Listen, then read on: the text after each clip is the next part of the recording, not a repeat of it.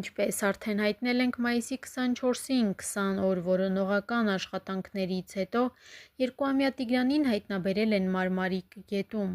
Առնուր-FM-ի հետ զրույցում Մարմարիկ բնակավայրի վարչական ղեկավար Արթուր Քարամյանը հայտնել է,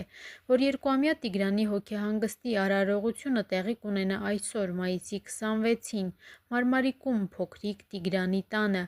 իսկ հուղարկավորությունը հաջորդ օրը մայիսի 27-ին նույն տեղից։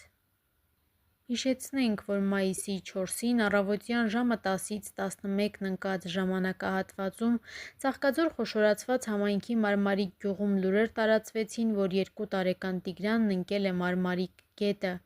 Մայիսի 4-ին Կոտայքի մարզի անչափահաս բնակչի անհետացման փաստով նախաձեռնվել էր քրեական վարույթ քրեական օրենսգրքի 155-րդ հոդվածի առաջին մասի հատկանիշներով։ Հիշեցնենք, որ մայիսի 24-ին Ներքին գործերի նախարարության մամուլի խոսնակ Նարեկ Սարգսյանը ֆեյսբուքյան իր էջում գրել էր. «Սիրելի քաղաքացիներ, ցավալի լուր պետք է հայտնեմ։ Այսօր ժամը 10:40-ի սահմաններում Ներքին գործերի նախարարության փրկարար ծառայության աշխատակիցները Մարմարիկ գետում Հրազդան ջեկի մոտակա կամրջի մոտ հայտնաբերել են մայիսի 4-ից որոնվող երեխայի դին։ Ցավակցում ենք փոքրիկի հարազատներին, համայնքի բնակիչներին կիսում կորստյան ծանր վիշտը»։